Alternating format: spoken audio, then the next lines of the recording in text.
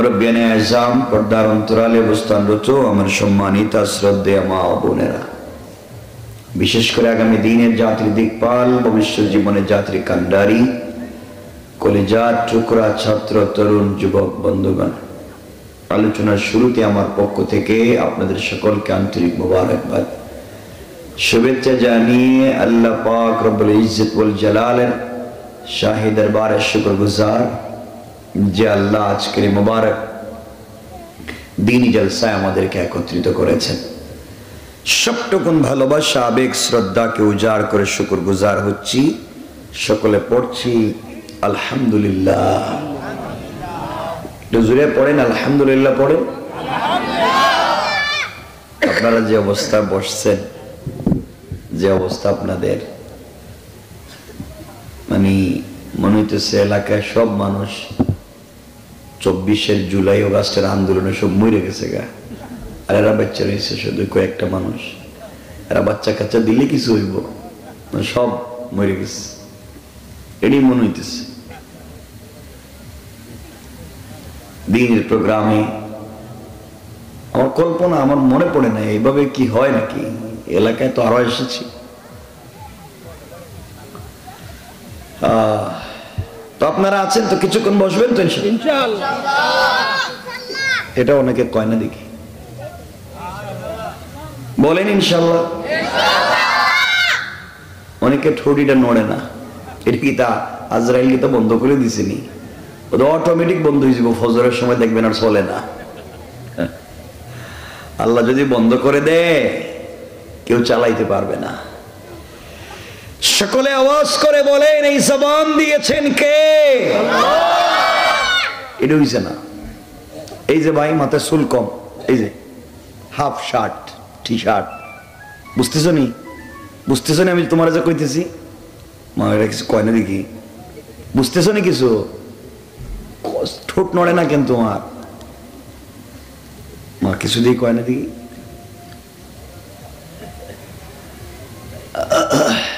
ঠোঁট নড়াই দিব। সকলে আওয়াজ করে বলেন, এই জবান দিয়েছেন কে? বাবা তুমি শুধু হাত উঠাইছো, ঠোঁট তো নড়াইছো না। এই যে মাঝখানে মাফলার দিয়ে বাঁধে রাখছে, হ্যাঁ আমি কিন্তু এখানে দেখতেছি। এখন যা ঠোঁট নড়তো না, আমরা আল্লাহরে কইয়া দিব, আল্লাহ ঠোঁট তার না তোমার, এটা তুমি জানো কি ব্যবস্থা নিবা। একটু তো কথা বলতাম, আমরাই তো মিলেমিশে কিছু সময় চলে যাবে। এরা একটা চমৎকার প্রোগ্রামের আয়োজন করছে, আমরা যদি কিছু কথাবার্তা বলি একে অপরের সাথে, হয়তো আল্লাহ তাআলা আমাদেরকে রসুলে মাফ করে দিবেন। দিয়ে দিল করে পাবলিকে কয় শয়তানে,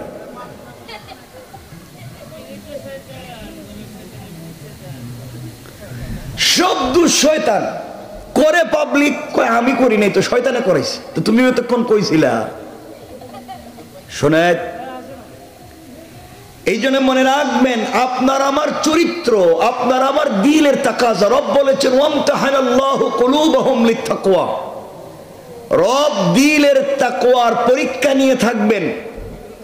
সুতরাং আপনাকে আমাকে চলার পথে অবশ্যই মনে রাখতে হবে, আমরা যেন কোনোভাবেই আল্লাহর হুকুমের বিরুদ্ধে না চলি, আল্লাহর হুকুমের উল্টা না চলি, রাসূলের তরিকার বিপরীতে না চলি।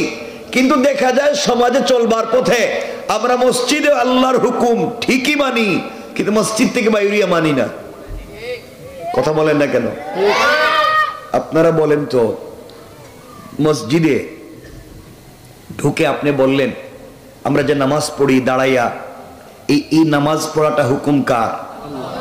আর যেভাবে পড়ি এই তরিকাটা কার? রাসূলের। আমরা আগে রুকু করি না আগে সাজদা করি, এই হুকুমটা কার? আর তরিকাটা কার? আমরা আগে সূরা ফাতিহা পড়ি না অন্য সূরা পড়ি, এই হুকুমটা কার? এই তরিকাটা কার? আমরা আগে ডান দিকে সালাম ফিরাই না বাম দিকে, এই হুকুমটা কার? এই তরিকাটা কার?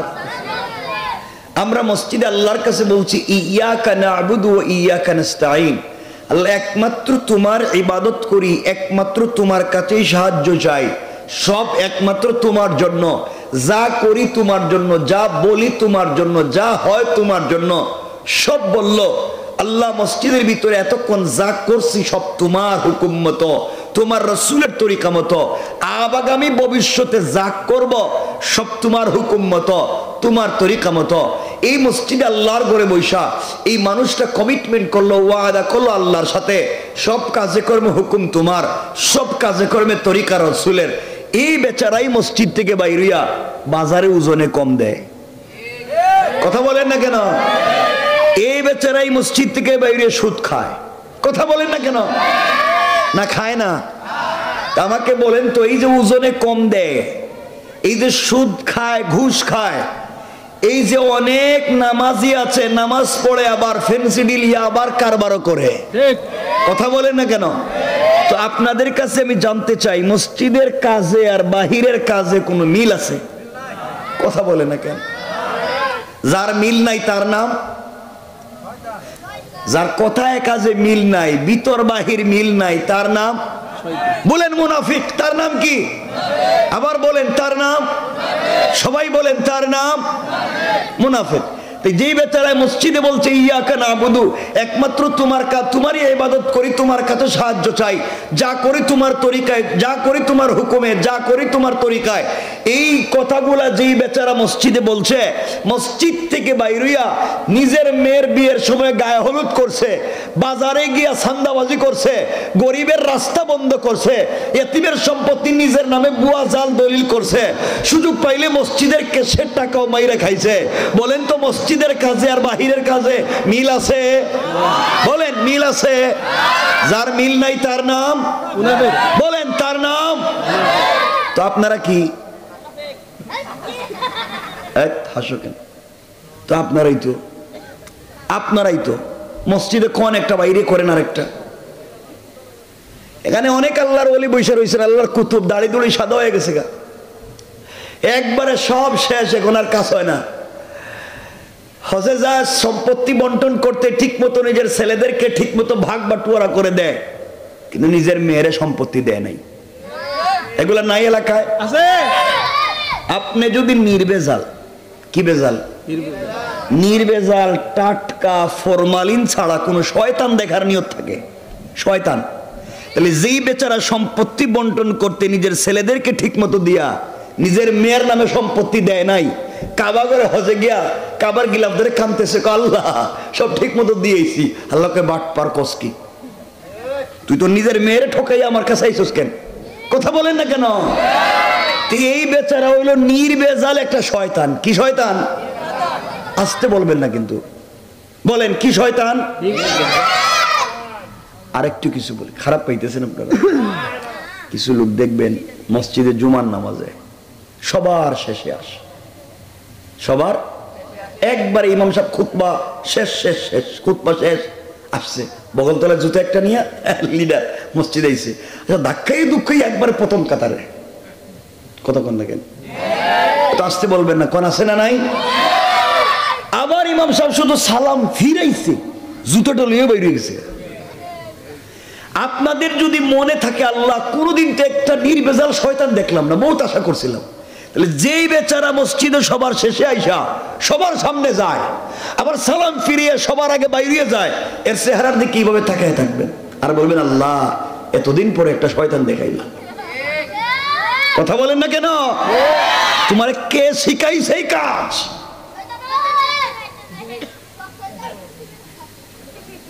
মানুষ কয়েকজন বসে রয়েছে, কি বলতাম তাও তো বুঝতেছি না। আমার কথা খারাপ পাইছেন আপনারা? কষ্ট লাগছে? একটু দেখান তো দেখি হাত উঠাইয়া কারা কারা খারাপ পাইলেন। খারাপ পাইতেছেন মনে হয়, বুঝতেছি তো উল্টাপাল্টা হওয়ারই কথা, কারণ মসজিদের কামে আর বাহিরের কামে তো মিল নাই, এটা আমার জানা আছে। কি আল্লাহর ওলির মতো এরা বসে রয়েছে, কি আল্লাহর ওলির মতো। কেউ হয়তো বউরে পিড়াইছে, কেউ হয়তো মোহরের পয়সা বউরে দেয় নাই, এতদিনই সালায় নিতেছে ফিরি ফিরি, এখন পর্যন্ত বউর মোহরের পয়সা দেয় নাই, বিয়ে করছিল 30 বছর আগে, এই ফিরি চালাইতেছে। আপনি কিয়ামতে কি জবাব দিবেন আল্লাহর কাছে? নামাজ রোজার মতো ফরজ মোহরের টাকা দিচ্ছেন না, বাচ্চা সাপ্লাই দিয়ে ফলাইছেন 10-12টা। কি শুরু করছেন ইসলামটারে? আর হয়তো এই এলাকায় হইতে পারে, শুনছি অনেক এলাকায় আছে যে বউ মোহরের পয়সা মাফ করে দেয়। অনেক ভালো মহিলারা তো থাকতে পারে, এটা তো খারাপের কথা না। অনেক এলাকায় ভালো ভালো মহিলা আছে যে স্ত্রীদেরকে মাফ করে দেয়, স্বামীদেরকে মাফ করে দেয়। তো আপনাদের এলাকায় আসেনি ভাবে মাফ করে দেয়? অবশ্যই। তুমি বিয়ে করছো নি? বিয়ে করছো? এটা করছে, এটা করছে, ঠিক আছে। একটু মাফ যারা যারা পাইছো, বউ মোহরের পয়সা মাফ করে দিছে, একটু মেহরবানি করে বরকতি হাতটা দেখান, আমরা একটু বরকত নিব।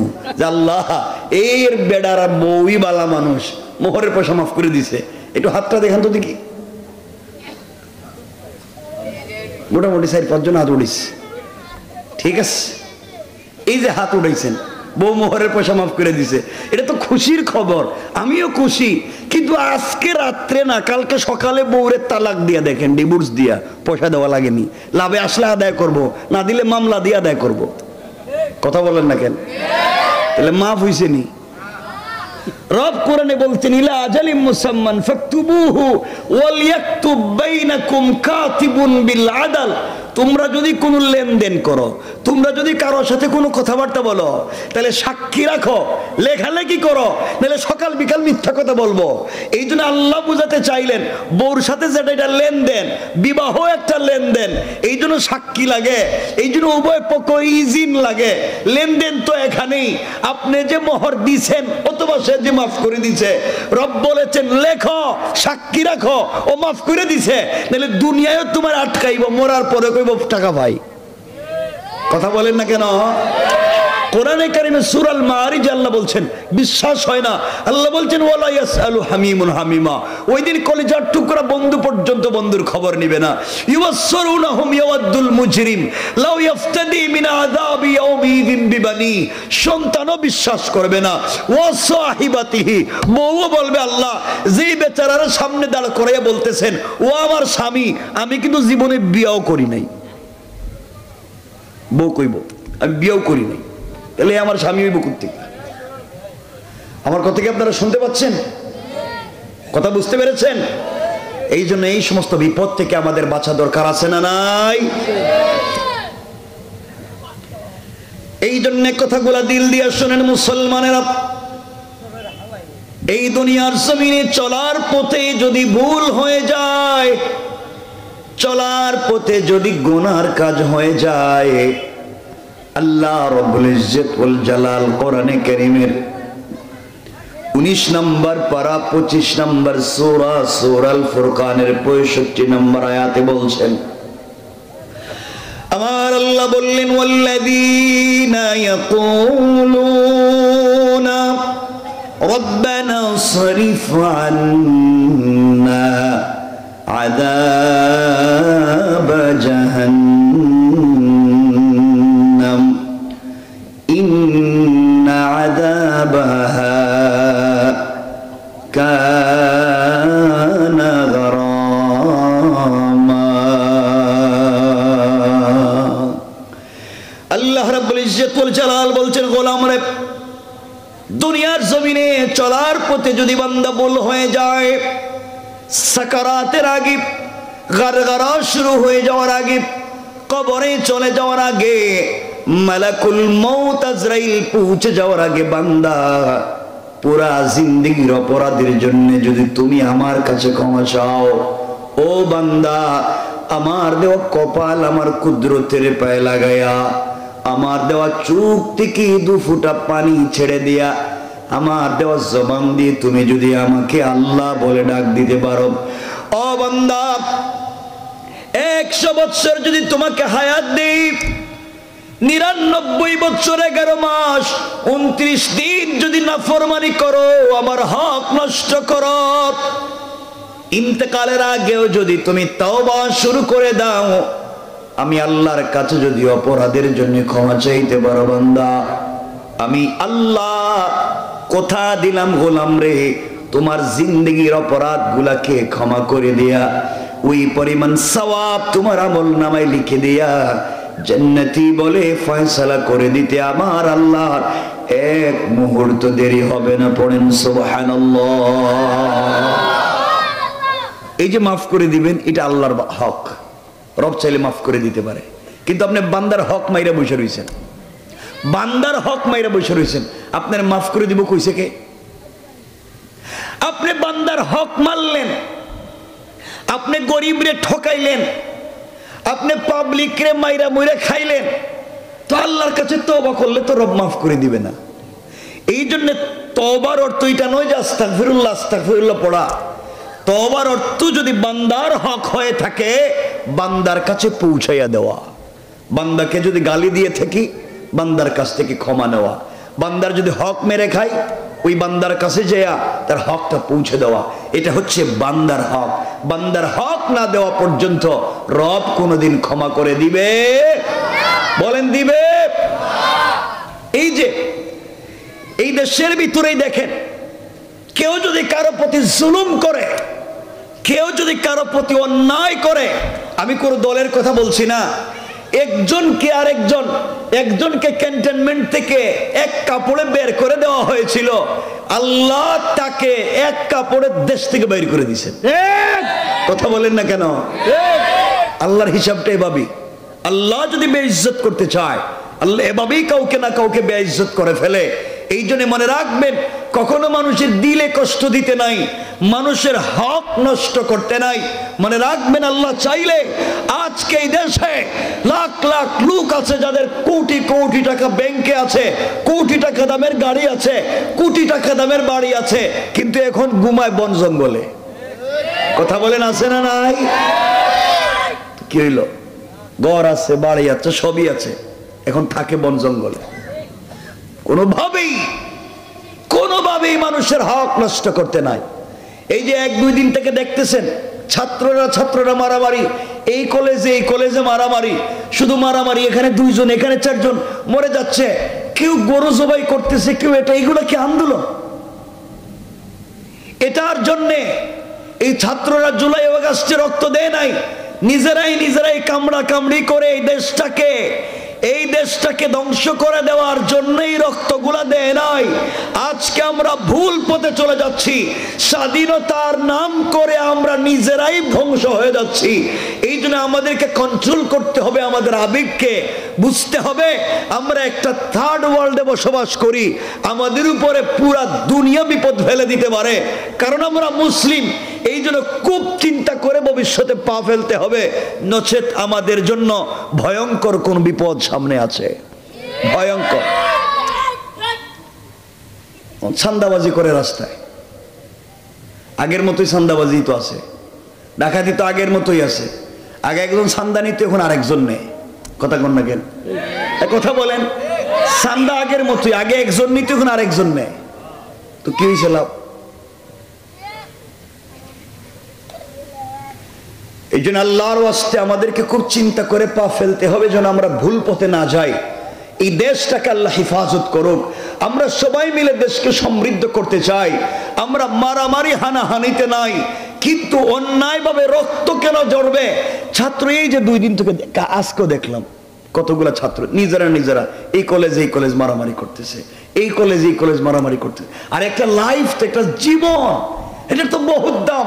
পুরো দুনিয়া বিক্রি করলে একটা জীবনের দাম হয় না। এরা নিজেরাই মারামারি। মনে রাখবেন, কেউ আমাদের পিছনে দাঁড়িয়ে আছে যে নিজেরাই মারামারিতে লিপ্ত হয়ে যাক, এরাই বিপদে পড়ে যাক, আমরা আবার ঠুস করে ঢুকে যাই। ঠিক কথা বুঝেন নাই? আবার বিপদ চলে আসতে পারে আমাদের ঘাড়ে। এই জন্য আল্লাহকে ওয়াস্তে আবেগ দিয়ে নয়, চলেন বিবেক দিয়ে। গ্রামে মারামারি করবেন না, ওই আগে চাঁদাবাজি, আগের মতোই চাঁদাবাজি, এগুলো দরকার নাই, সব বাদ দেন। আল্লাহর ওয়াস্তে মিলেমিশে চলেন, মসজিদে সালাত পড়ি, আল্লাহর কাছে তওবা করি, কোনো বিপদ যেন আমাদের ঘাড়ে না আসে। কথা বলেন না কেন? আমরা যদি আল্লাহর উপরে ভরসা করতে পারি, কার উপরে? আল্লাহ বলেছেন, কেউ যদি আমার উপরে ভরসা করে, পৃথিবীতে যা চাইবে রব তাকে তাই দিতে পারে। সুবহানাল্লাহ বলেন, আরো জোরে পড়েন সুবহানাল্লাহ। বান্দা যা চাইবে রব তাকে দিতে বাধ্য, যদি সে বলে হাসবি আল্লাহ, আল্লাহই আমার জন্য যথেষ্ট। এই কথা যদি কেউ চিন্তা করে, রবি আমাকে বাঁচাবেন, রবি আমাকে দেখবেন, আমি আল্লাহর জন্য হয়ে গেলাম। আল্লাহ বলছেন, বান্দা পৃথিবীতে থেকেও জান্নাতের স্বাদ পাওয়া যেতে পারে। যথেষ্ট মনে করতে হবে কারে? বলেন কারে? সেজদায় গিয়ে কাঁদতে হবে। আমাদের সব জায়গা নিরিবিলি ঠান্ডা মাথায়, আমরা দোকানের পয়সা গনি ঠান্ডা মাথায়, সব চিঠি পড়ি ঠান্ডা মাথায়, ফেসবুক কত কিছু আমরা করি ঠান্ডা মাথায়। নামাজে গেলে রুকু সেজদা মনে হইতেছে বিদ্যুৎ গতিতে, বিদ্যুৎ আয় আর যায়। এটা কি? এটা কোন জাতের নামাজ? মসজিদে গেলেই তোমার তাড়াহুড়া। আল্লাহ বলেছেন হাইয়া আলাল ফালাহ, কল্যাণ আমার কাছে, আর তুমি মসজিদে এসে ঢং করো, সেজদার রুকু তাড়াহুড়া করো। কোন দিনও সালাত ঠিক মতো হবে না। এই জন্য অনেক নামাজি কিয়ামতের দিন আল্লাহ বলছেন ফাওয়াইলুল লিল মুসাল্লিন, অনেক নামাজিকে তার নামাজি জাহান্নামে নিয়ে যাবে, তার নামাজি তাকে জাহান্নামে নিয়ে যাবে। নিজের নাই নামাজের ঠিক, মসজিদে এসে ভুল ধরে হুজুরের, হ্যাঁ হুজুরের ভুল ধরে। গ্রামে 70 ঘর 100 ঘর, 100 ঘরে প্রাইভেট ইংলিশ টিচার আছে কমপক্ষে 50 জন। গ্রাম থেকে প্রত্যেক মাসে শুধু প্রাইভেট টিচারের পিছনে গ্রামের মানুষ কমপক্ষে 3-4 লাখ টাকা ব্যয় করে। এক এক করে 2-3 জনে পড়ে না? প্রাইভেট টিচারকে পুরা গ্রাম মিলে 3-4 লাখ টাকা দিয়ে দেয়, কিন্তু এই পুরা গ্রামের নামাজের ইমামের দায়িত্ব একজনের। ওই বেচারা মসজিদে সবার দায়িত্ব নিয়ে নামাজে দাঁড়ায়। একদিন যদি ওযু ছাড়া নামাজ পড়ায়, কারো নামাজ হইব নি? কথা কন না কেন? কিন্তু দেখবেন ওই ইমামের বেতন দেয় না, 5,000, 7,000, 8,000। হুজুর এত টাকা দিয়ে কি করে? হুজুরে তো টাকা লাগার দরকার না। হুজুর কি তা? হুজুর কি মানুষ না? হুজুরের টাকা লাগতো না, কম দিল হইব হুজুরে। হুজুরের টাকায় সব বরকত। হুজুরের টাকায় যদি এত বরকত হয়, তো তুমি সব কাম বাদ দিয়ে এই কামে লাগিয়ে যাও। কথা বলেন না কেন? তুমিও কালকে থেকে ইমামতি শুরু করে দাও, বরকতই তো আছে, এখন আর হারতো না।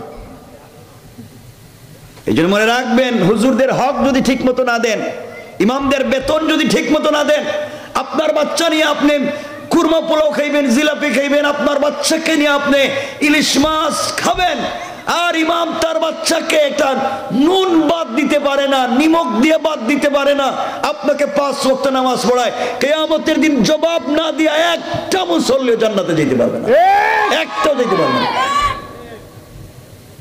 গ্রামের দায়িত্ব নিয়ে বেচারা দাঁড়াইছে, আর আপনার কোন খবর নাই। 9 মাসের বেতন বাকি, তো সভাপতির একবার কোয়া লাগে, সেক্রেটারির একবার কোয়া লাগে, কইতে কইতে কত টাকা দিয়ে কি করো তুমি? খারাপ পাইলেননি আমার কথা আপনারা? এই মসজিদের হুজুরকে গেছে কেন? আচ্ছা আছে, জানি না তো হুজুরের বেতন কত আমি জানি না। এই জন্য হুজুরদেরকে, হ্যাঁ বহুত টাকা না, 10,000 টাকা, যত টাকা 10,000, হুজুরদেরকে বেতন বাড়াইয়া দিবেন, প্রত্যেকটা মসজিদে বাড়াইয়া দিবেন তো ইনশাআল্লাহ। এরপরে এক হুজুরে দিয়ে 5 ওয়াক্ত নামাজও পড়ায়, বাচ্চারেও পড়ায়, বাথরুম পরিষ্কার করায়, ওয়াশরুম পরিষ্কার করায়, যা আছে সব করায় ফেলায়, ঠিক কিনা? এটা কি কামলা পাইছেন আপনারা? আল্লাহ আমাদেরকে হেফাজত করুক, বলেন আমিন। আমি যে কথা বলছি মনে রাখেন, ইমামের হক আদায় করিয়েন, সবার ইমাম। বেজাল লাগলে কিন্তু কিয়ামতের দিন বুঝবেন। আল্লাহ হেফাজত করুক। আমরা একমাত্র যথেষ্ট মনে করি কারে? আসতে বলবেন, একটা কথা বলবো আপনাদেরকে চমৎকার করে, সংক্ষেপে, লম্বা করব না। সবাই বলেন, আমরা যথেষ্ট মনে করব কারে? আল্লাহকে। এখানে ছোট্ট একটা ঘটনা বলি, আমরা আলোচনাকে লম্বা করব না, কারণ আপনাদের উপস্থিতি আমাকে কথা বলতে দিচ্ছে না। এরপরে কষ্ট নিয়েন না, কিছু বইলে দিই, সংক্ষেপ করে দিব, উঠবেন না তো কেউ ইনশাল্লাহ। আল্লাহকে যদি যথেষ্ট মনে করেন শুধু পৃথিবীতে, আল্লাহ আমার জন্য যথেষ্ট। পুরো পৃথিবী আপনার বিরুদ্ধে যদি লেগে যায়, আপনার কিচ্ছু করতে পারবে না। পুরা দুনিয়া যদি আপনার বিরুদ্ধে চলে যায়, রব যদি বলে আমি আসি, পৃথিবীর কারো কোনো ক্ষমতা নাই কিচ্ছু করার। এই বিশ্বাসটুকু আপনাদের ভিতরে আজকে ঢুকাতে চাই। আপনারা এটা মনে করেন আমি বিপদে পড়ে গেছি, কারো কাছেই বলার দরকার নেই, কারণ পৃথিবীর মানুষ শুধু দুর্বলতা খুঁজে। আপনারা কোন জায়গায় দুর্বলতা খুঁজবে, বিপদে ফালায় দেবে। কারো কাছে কিচ্ছু বলার দরকার নেই, সেজদায় যান, আল্লাহর কাছে বলেন। কার কাছে? দেখেন আমরা গিয়া পড়ছি সুবহান আল্লাহ বলছেন সুবহান, আমি তো পবিত্র। সাব্বাহতানি, বান্দা তোরেও পবিত্র বানাইয়া দিলাম। আল্লাহ বলতেন সাব্বাহতানি, আমি তো পবিত্র, যা আমারে পবিত্র বলবার কারণে সাব্বাহতুকা, যা তোরেও পবিত্র বানাইয়া দিলাম। বান্দা সাজদায় গিয়া বলে আলা, আল্লাহ বলেন আলাইতানি, আমি তো অবশ্যই বড়, যা আমাকে বড় বলবার কারণে আলাইতুকা, তোরে বড় বানাইয়া দিলাম। বান্দা আর কি চাস? ও সুবহান রাব্বিয়াল আলা, আল্লাহ আপনি পবিত্র, আপনি বড়। আল্লাহ বলেন বুঝছি তো, আর কি চাস? আমার কাছেই তো কেউ নাই, তুমি আর আমি, চাও কি চাইবা? তো সুবহান রাব্বিয়াল আলা, আল্লাহ আপনি তো পবিত্র, আপনি বড়। আমি তো জানি আমি পবিত্র, আমি বড়, আমি জানি তোমার কিছু চাওয়ার আসেনি। সুবহান রাব্বিয়াল আলা, আল্লাহ তুমি বড়, তুমি পবিত্র। আল্লাহ কইটা তো আমি জানি, এতক্ষণ তো কইছতেই কথাই সূরা ফাতিহায় কইলে তুমি রহমান, তুমি রহিম, তুমি মালিক ইয়াউমিদ্দিন, সব তো বললে, বইলা তো বললে ইয়াকা নাবুদু, আমার এই পথে চালাও, ওই ইয়াকা নাস্তাইন বললে আল্লাহ আমি তো তোমার ইবাদত করি, তোমার কাছেই সাহায্য চাই। এতগুলা বইলা তো কিছু একটা চাইছস, ইহদিনাস সিরাতাল মুস্তাকিম, আল্লাহ সিরাতে মুস্তাকিম মতো আমাদেরকে চালাও, এই পথটা দেখায় দাও। চাইলে তো সিজদায় যে সুবহান রাব্বিয়াল আলা, আমি বড়, আমি বড়, আমি পবিত্র, জানি কিছু চাওয়ার থাকলে ক সুবহান রাব্বিয়াল আলা, তুমি বড়। আল্লাহ কত বুঝলাম তো বড়। এরপরে আসসালামু আলাইকুম রহমতুল্লাহ, আসসালামু আলাইকুম রহমতুল্লাহ, নামাজ শেষ। আল্লাহ আমার না একটা বাড়ি লাগবো, আমার না একটা ঘর দরকার, আমার বাচ্চাটার বড় বিপদ হইছে। আল্লাহকে ঘটনা কি? এতক্ষণ তুই আমার কাছে ছিলি, সালাম ফিরানোর পরে তোর নামাজে নাই, সালাম শেষ মানে তুমি সালাম মানে নামাজ শেষ। তো বান্দা তুই যখন সেজদায় ছিলে, আমি ছিলাম আর তুই ছিলে, কেউ নাই, তখন তুই মন খুইলা আমার কাছে বললে না কেন? কি চাইবি আমার কাছে? সেজদায় কেন চাইলি না? এখন নামাজ শেষ, এখন তো পাবলিকের সাথে তুই কি পার্সোনাল কথা বলবে? কথা বলেন না কেন? এই জন্য রবের কাছে চান কোথায়? আসতে বলে কেন? সেজদায়। তবে এটা যেন নফল নামাজ হয়, এটা যেন সুন্নাত নামাজ হয়। ফরজ নামাজের রবের কিছু বিধান আছে, তিলকা হুদুদুল্লাহ, আমার নির্ধারিত সীমারেখা, আমার বিষয় আসে ফরজ।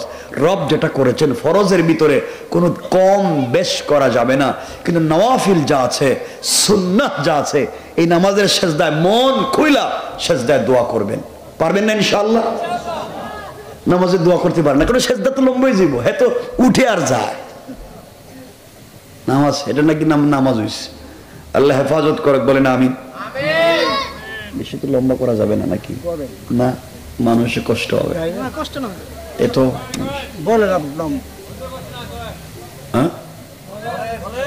কষ্ট তো আপনাদের হইতেছে, আমি মাস করতেছি। ওয়াজ আমি করলে আপনাদের কষ্ট হয় না? কষ্ট হয় না নি?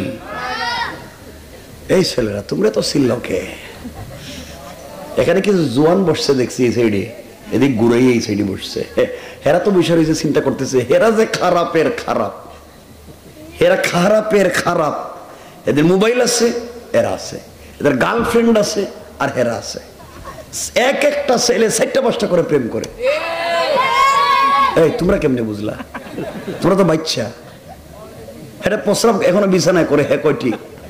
যারা কইতেছি হেরা কইবে, হেরা কয়টি?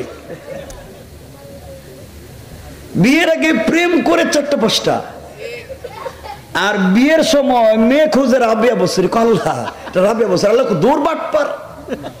আল্লাহ বলছে খবিসের জন্য খবিস, কোরআনের আয়াত, অপবিত্রের জন্য অপবিত্র, পবিত্রের জন্য পবিত্র। রব বলেছেন তুমি প্রেম করছো 5টা, আর যেই মেয়ের বিয়ে করছো এই মেয়ের জিগায় তুই কি জীবনে কোনো প্রেম করছো? কই না, আমার জীবনে তো কোনো ছেলের দিকে তাকাই নাই।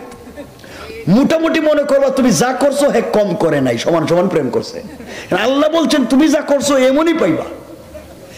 এখন যারা বিয়ে করছো আগে 5টা প্রেম করে, মনে রাখো তোমার স্ত্রীও সেম কাম করছে, কিন্তু যারা নিয়ে ঘর করো হেও সেম কাম করছে, মানে তুমি যেমন পাইবা এমন। আর যদি মাঝে মাঝে পরিবর্তন হয়, রব বলেছেন এটা আমার তাকওয়ার পরীক্ষা। আমি মাঝে মাঝে উল্টো পাল্টা করে দিই পরীক্ষা নেওয়ার জন্য, সব সময় না, মাঝে মাঝে। এখন আপনি করবেন 10টা প্রেম আর চাইবেন রাবিয়া বছরই, এটার কোনো সম্ভাবনা? বলেন না, সম্ভাবনা নাই। এটাই চলতে আসছে। এজন্য যারা যারা এই কাজে আসছো ভাই তওবা করো, নাইলে তুমি যেমন খারাপ করছো যেটা ভাইবা হেডাই ভাবি, এটাই মাথায় রাখো যে আমি যা করছি তাই পাইছি। আল্লাহ হেফাজত করো। আমিন। একটু জোরে কর না। আসুন আমরা আলোচনা সংক্ষেপের দিকে যাই, খুব লম্বা চৌড়া কথা বলবো না। আমার মুসলমান, যে কথা বলতে চাইলাম কথাগুলো মন দিয়ে শুনেন। কিতাবের নাম তারিখে ইবনে জারির তাবারি।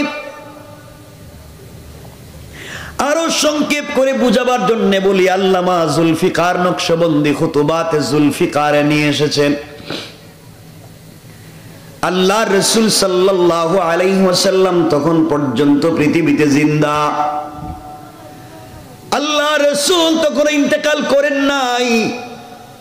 দুনিয়ার জমিনে আখিরি জামানার পয়গম্বর সরকারে কায়নাত, দো জাহানের সরদার নবী রহমত জনাবে মুহাম্মদ রাসূলুল্লাহ সাল্লাল্লাহু আলাইহি ওয়াসাল্লাম তখন পর্যন্ত পৃথিবীর জমিনে জিন্দা। আমার রাসূলের কলিজার টুকরা মে আল্লাহ যাকে সাইয়্যিদাতুন নিসাই আহলিল জান্নাহ বানাতে চায়, হযরতে ফাতেমা রাদিয়াল্লাহু তাআলা আনহার চলার পথে নিজের এলাকায় এক ইহুদির মেয়ের সঙ্গে তার সম্পর্ক হয়ে গেল, বন্ধুত্বের সম্পর্ক। এক ইহুদির মেয়ের সঙ্গে হযরতে ফাতেমার সম্পর্ক হয়ে গেল। একদিন দুই দিনের সম্পর্ক না, তারিখের কিতাবে পাওয়া যায় লম্বা দিনের সম্পর্ক, এক দুই বছরের সম্পর্ক না, আরো বেশি সম্পর্ক। এই মেয়েটা প্রতিদিন ফাতেমার কাছে আসে, বিকেল বেলা নিজের বাড়িতে চলে যায়। হযরতে ফাতেমার চরিত্র, ফাতেমার আখলাক, ফাতেমার আদর্শ দেখে, আমানতদারি দেখে মেয়েটা অভিভূত হয়ে গিয়েছে ইহুদির মেয়ে। কিন্তু মেয়েটা কালিমা পড়ে মুসলমান হয় নাই। মেয়েটা দেখতেই পেয়েছে এমন ভদ্র আমানতদার কোন মেয়ে পৃথিবীতে আর হতে পারে না। এইভাবে চলে গেল অনেকদিন। দীর্ঘদিন চলে যাওয়ার পরে ওই মেয়েটা আস্তে আস্তে বড় হয়ে গিয়েছে। শুধু মুসলমান হয় নাই, ফাতেমার চরিত্র দেখে, আখলাক দেখে এমন অভিভূত হয়ে গিয়েছে। ওই মেয়েটা একদিন তার বাবার কাছে গিয়েছে। বাবা হলো ওই সময়কার এলাকার সবথেকে বড় পয়সাওয়ালা ইহুদি। বাবার কাছে গিয়েছে। বাবা ডাক দিয়া বলেছে, মেয়ে আমার, তোমার বয়স কম হয় নাই মা, তুমি একমাত্র আমার মেয়ে, আমার আর কোনো সন্তান নাই। ও মা, আমার পয়সার অভাব নাই, তোমাকে আমি বিয়ে দিতে চাই, আমি জীবিত থাকতে তোমাকে উঠাইয়া দিতে চাই। আমার মুসলমান বন্ধুগণ, কথাগুলো দিল দিয়া শোনেন। এক পর্যায়ে ইহুদি ডাক দিয়া বলছে, মেরে তোমাকে আমি বিয়ে দিতে চাই। এলাকার, এই দেশের, এই সমাজের সব থেকে বড় শিল্পপতির এক ইহুদির ছেলেকে ঠিক করেছি, তোমাকে বিয়ে দিতে চাই। ও মা, বাবা হিসাবে তোমার অকল্যাণ চাই না, উপকার চাই না, উপকার ছাড়া। মারে, তোমাকে বিয়ে দিতে চাই, তুমি কি বিয়েতে রাজি? মেয়ে ডাক দিয়া বলছে, আব্বা জান, আপনি আমাকে বিয়ে দিতে চান বাবা, বাবা হিসাবে আমার জন্য কল্যাণ চাইবেন না এটাও জানি, কিন্তু বাবা আপনি যেই ছেলের সঙ্গে আমাকে বিয়ে দিতে চান ওই ছেলেও পয়সাওয়ালা এটাও বললেন, ওই ছেলেও দেখতে সুন্দর এটাও বললেন, সব ঠিক আছে, কিন্তু আপনি আমাকে আগামীকালকে সন্ধ্যা পর্যন্ত সময় দেন। আগামীকালকে সন্ধ্যার আগে আগে আপনার কাছে আমি ফাইনাল ডিসিশন জানাইয়া দেব। মেয়েটা বাবার কাছ থেকে একদিনের সময় নিয়ে দুনিয়ার কারো কাছে যায় নাই, দুনিয়ার কোন মানুষের কাছে আর পরামর্শের জন্য যায় নাই। সে চিন্তা করে বের করেছে, এই পৃথিবীতে এতদিন পর্যন্ত চলাফেরা করে যা বুঝতে পেরেছি, মুহাম্মদের মেয়ে ফাতেমার মতো ভদ্র আমানতদার বিশ্বস্ত কোনো মেয়ে হতে পারে না, তার মতো চরিত্রবান কোনো মেয়ে দুনিয়ার জমিনে আর হতে পারে না। পরামর্শ যদি নিতে হয় তার কাছ থেকেই নিব। এই বলে মেয়েটা আস্তে আস্তে করে দিনের বেলা হযরতে ফাতেমার ঘরে পৌঁছে গেল, বাড়িতে পৌঁছে গেল। ডাক দিয়া বলছে, বোন রে, আজ আমি এসেছি তোমার কাছে আমার লাইফের, আমার বাস্তব লাইফের ফাইনাল সিদ্ধান্ত নেওয়ার জন্য। তোমার পরামর্শ নিয়ে আমি সিদ্ধান্ত নিতে চাই। আমি আমার বাবার পরামর্শ পর্যন্ত নেইনি, আমি আমার মায়ের পরামর্শ পর্যন্ত নিতে চাই না, আমি আমার আত্মীয় স্বজনের পরামর্শ পর্যন্ত নিতে চাই না। আমি জানি তুমি মুসলিম, আমি ইহুদি, কিন্তু তোমার কাছে আজ পর্যন্ত যত মানুষ আমি দেখলাম পরামর্শের জন্য এসেছে, কোনো মানুষকে ভুল পরামর্শ দেওয়া নাই, কোনো মানুষকে খারাপ পরামর্শ দেওয়া নাই, কোনো মানুষের ক্ষতি হয়ে যায় এমন পরামর্শ দেওয়া নাই। কিন্তু আজকালকে গ্রামের একমাত বরের কাছে পরামর্শের জন্য যান, এমন পরামর্শ দিবে 10 বছরের ভিতরে আপনারা ফকির বানাইয়া ছাড়বে। কথা বলেন না কেন? এই পরামর্শ দেয়। মেয়েটা ফাতেমাকে ডাক দিয়া বলছে, ফাতেমা, আমার বাবা আমাকে বিয়ে দিতে চায়। এই দেশের এক ইহুদি শিল্পপতির ছেলেকে ঠিক করেছে, আমাকে বিয়ে দিতে চায়। বলো না আমি কি বিয়েতে রাজি? আমি বিয়েতে রাজি হব কিনা আমি কারোর সঙ্গে কথা বলতে পারি না, কারণ কে আমাকে উত্তম পরামর্শ দিবে আমি বুঝতে পারি নাই। তোমার কাছে এসেছি, তুমি বলো। ফাতেমা ডাক দিয়া বলেছেন, বোন রে, তুমি ইহুদি, আমি মুসলিম, তোমার পার্সোনাল লাইফে আমি কোনো পরামর্শ দিতে পারি না বোন, আমি দিতে পারি না। মেয়ে বলতেছে, ফাতেমা, আমি জানি তুমি মুসলিম, আমি ইহুদি, এটাও জানি। আজ পর্যন্ত কোনো মেয়ে তোমার কাছে পরামর্শের জন্য এসে খারাপ পরামর্শ পায়নি, ভুল পরামর্শ পায়নি। এই জন্যে তোমার কাছে এসেছি, তুমি আমাকে একটা উত্তম পথ দেখাইয়া দিবা, কারণ তোমার কথার মধ্যে কোনোদিন 2 নাম্বারই পাইনি, আমানতের খেয়ানত পাই নাই। ফাতেমা ডাক দিয়া বলছেন, বোন রে, আমার মন বলছে পৃথিবীর কোনো বাবা চায় না তার মেয়েটা কষ্টে থাকুক। পৃথিবীর সকল বাবারাই চায় তার মেয়েটা যেন স্বামীর ঘরে ভালো থাকে। আমার মন বলছে তুমি বাবার পরামর্শকে মেনে নাও, এর মধ্যেই তোমার জন্য কল্যাণ রয়েছে, এর মধ্যেই তোমার জন্য উপকার রয়েছে। মেয়ে ডাক দিয়া বলছি, ফাতেমা,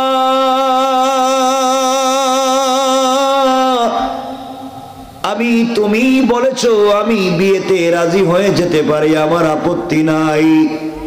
বোন রে, তুমি বলেছো আমি বিয়েতে রাজি, কিন্তু বোন আমার একটা শর্ত আছে। ও বোন, তোমার আবার শর্ত কি? ইহুদির মেয়েটা চোখের পানি ছেড়ে ফাতেমাকে জড়ায়া কান্না করে ডাক দিয়া বলছে, বোন আমার, এই পৃথিবীতে বাবা আমার জন্য বিয়ে ঠিক করেছে, বাবার কথা কিন্তু রাজি হই নাই, মায়ের সঙ্গেও পরামর্শ করতে যাই নাই, এই আমার রক্তের মানুষের সঙ্গে পরামর্শ করতে যাই নাই, অনেক দূর এসে তোমার সঙ্গে পরামর্শ করি, কারণ আমার দিল বলে তোমার মতো ভদ্র আমানতদার মানুষ আর হতে পারে না।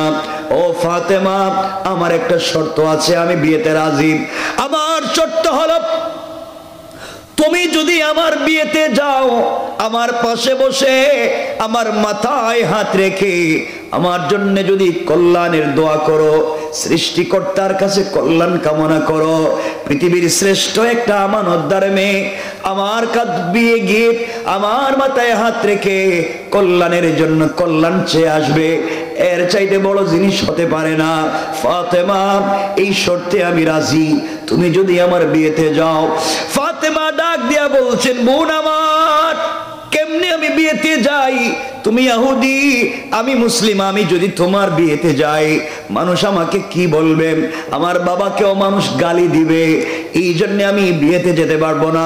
ইহুদির মেয়ে ডাক দিয়া বলছি, বোন রে, আমি তোমার মাথায় হাত রেখে বললাম, তুমি যদি আমার বিয়েতে না যাও, তুমি যদি আমার জন্য দোয়া না করো, পৃথিবী ধ্বংস হয়ে যেতে পারে, আসমান জমিন ভেঙে যেতে পারে, কিন্তু আমি তোমাকে ছাড়া আমার পাশে তোমাকে না বসায়া এই পৃথিবীর কোন ছেলেকে আমি বিয়ে করতে রাজি না।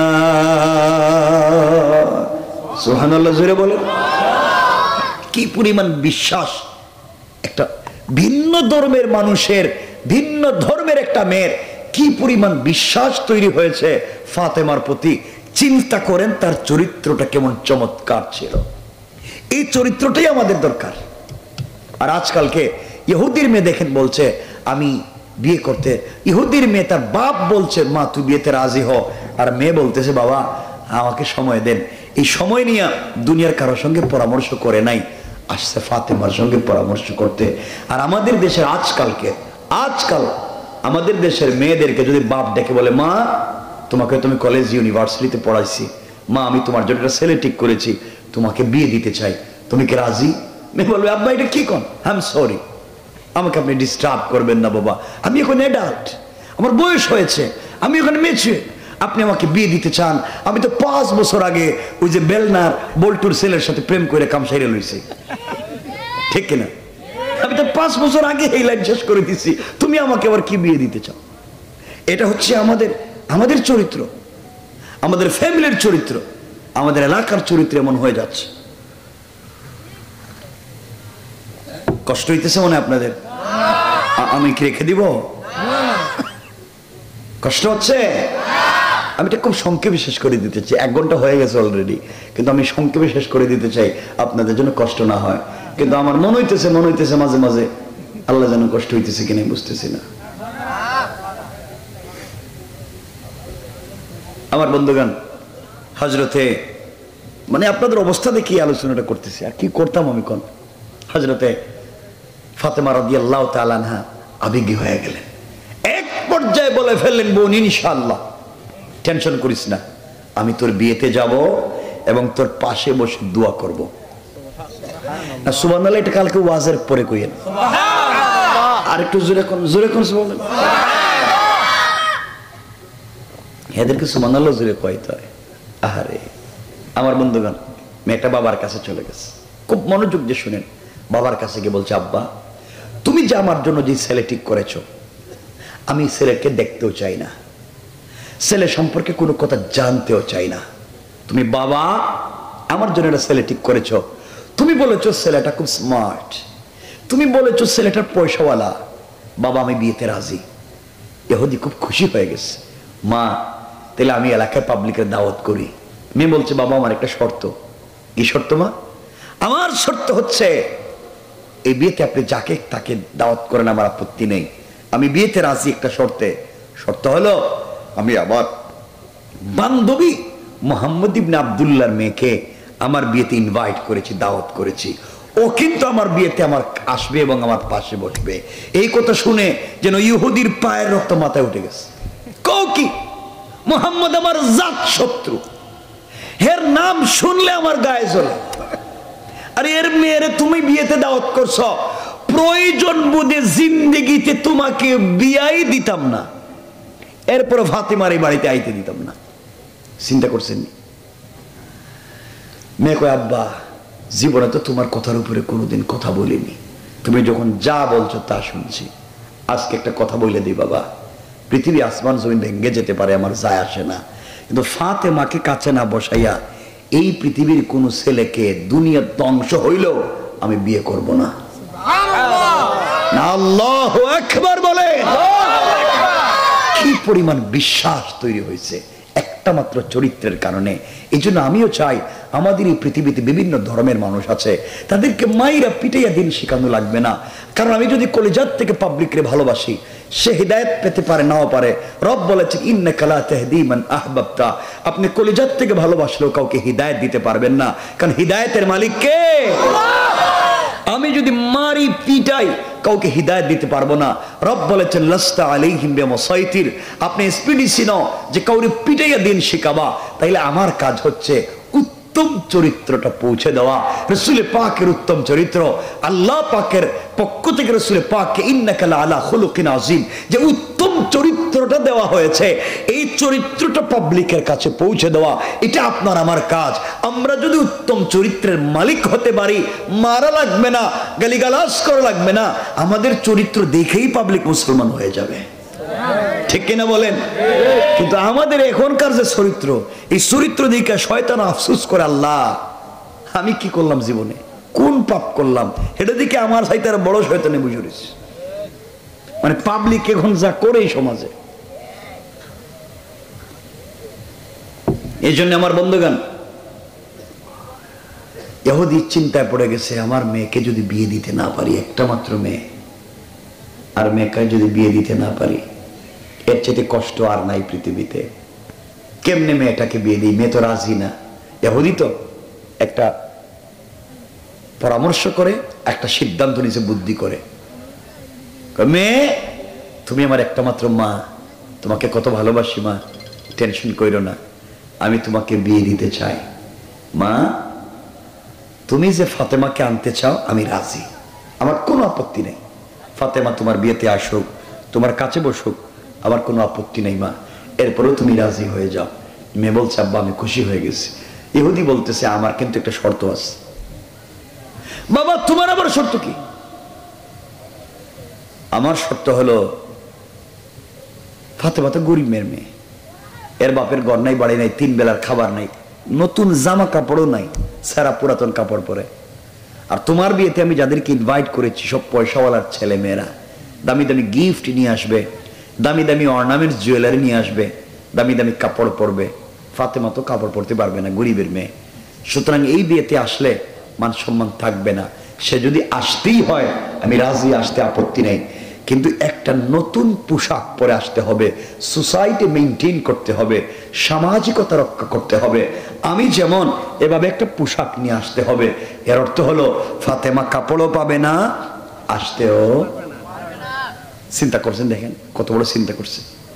ইহুদির মেয়ে বলতেছে আব্বা ঠিক আছে, আমি ফাতেমার কাছে বলবো। মেয়েটা চোখের পানি ছেড়ে দিয়া পরের দিন ফাতেমার কাছে এসে বলছে বোন রে তুমি আমার বিয়েতে যাও।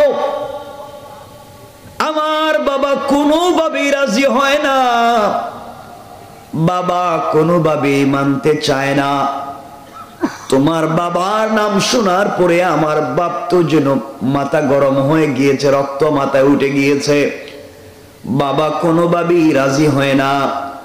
অনেক অনুনয় বিনয়ের পরে একটা শর্তে বাবাকে রাজি করানো গিয়েছে। ও বোন তুমি যদি আমার বিয়েতে যাও, সামাজিকতা সোসাইটি মেইনটেইন করতে হবে। তুমি আমার বিয়েতে যেতে হলে একটা নতুন পোশাক লাগবে, এই পোশাক ছাড়া তুমি কিন্তু যেতে পারবা না। আল্লামা জুলফিকার নকশবন্দি লিখেন, এই কথা শুনে ফাতেমা চোখের পানি ছেড়ে কান্না করে দিলেন। ডাক দিয়া বলছেন বোন রে তুমি আমাকে নতুন পোশাকের কথা বলেছো, আমি এমন এক বাবার ঘরে জন্ম নিয়েছি যার ঘরে 3 বেলার পূর্ণাঙ্গ খাবার প্রতিদিন থাকে না, মাসের পর মাস চলে যায়, আমাদের ঘরের চুলায় ঠিক মতো আগুন জ্বলে না। আমি কেমনে নতুন পোশাক পাবো, কোত্থেকে পাবো? ও বোন কিন্তু আমার আল্লাহর উপরে আমার কোনো আপত্তি নাই, আমার আল্লাহর কাছে এই ব্যাপারে আমার কোনো নালিশ নাই। রব আমাকে যেভাবে রেখেছেন, বাবা যতটুকুন পেরেছেন আমি খুশি। আমি তো আখিরাতে আল্লাহকে পেতে চাই, এই জন্যে আমি তোমার বিয়েতে যেতে পারবো না, কাপড় নাই। বোন রে আমি কাপড়ও পাবো না, তোমার বিয়েতে যেতে পারবো না, তুমি আমাকে ক্ষমা করে দাও। মেয়েটা চোখের পানি ছেড়ে কান্না করে ফাতেমার কপালে চুম্বন করে বলছে বোন রে তুমি না আমাকে একদিন বললা, অনেক দিন তোমাকেও দেখলাম। ও ফাতেমা তুমি আমাকে বলেছো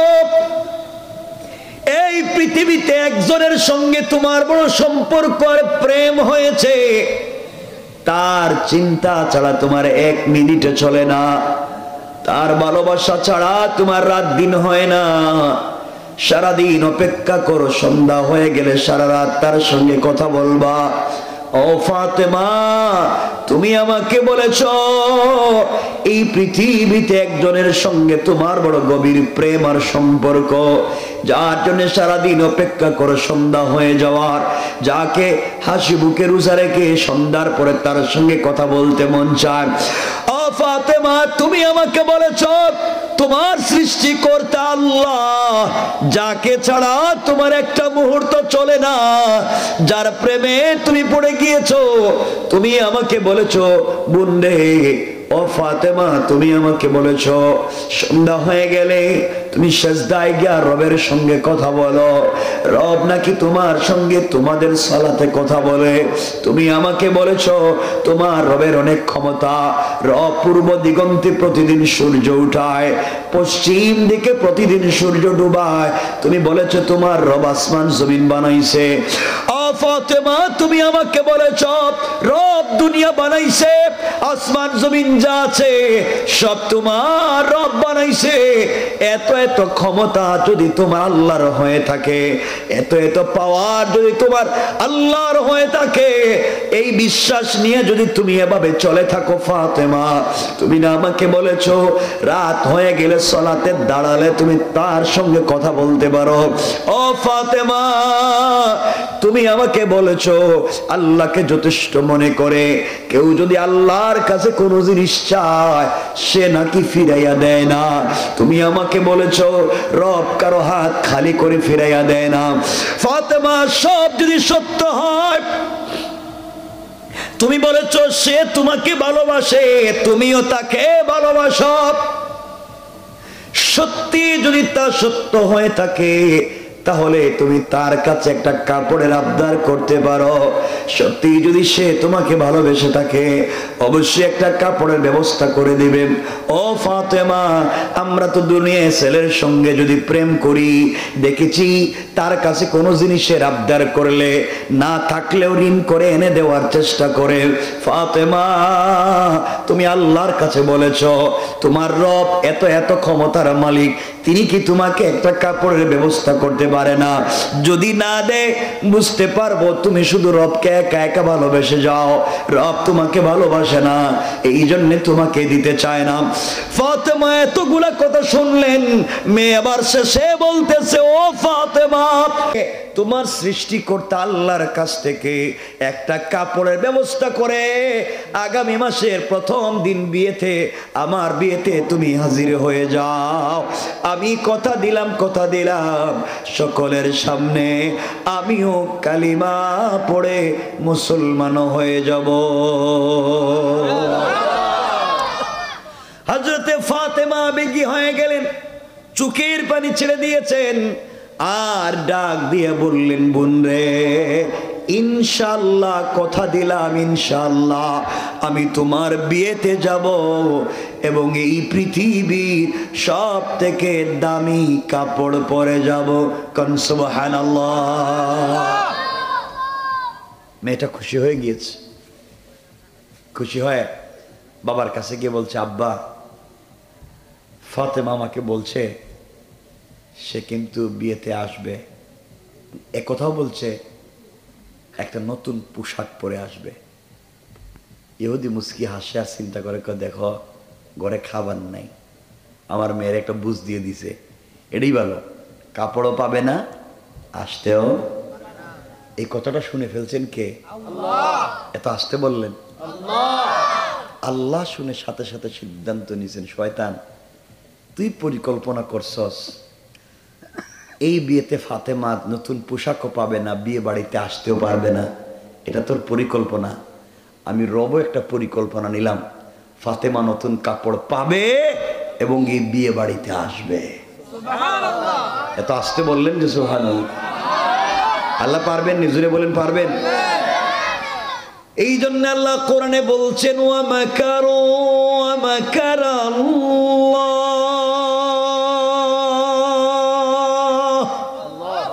ওয়াল্লাহু খায়রুল মাকিরিন।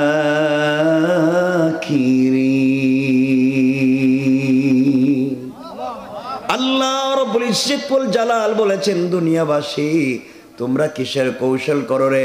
তোমাদের কৌশলের চাইতে আমার আল্লাহর কৌশল আর 1000 গুণ বড়। কোন ঠিক কিনা?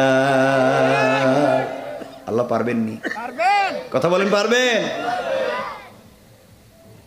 আপনাদের আওয়াজের যে অবস্থা আমার মনে হইতেছে 5 মিনিটের ভিতরে রাখতে দিতে। আমি কি এটাই ভাবি রাইখা দিব? কি বলতাম? এটা তো কথাই কয় না। এরা চিন্তা করে হুজুর তো একা ওয়াজ করবো, আমরা কি?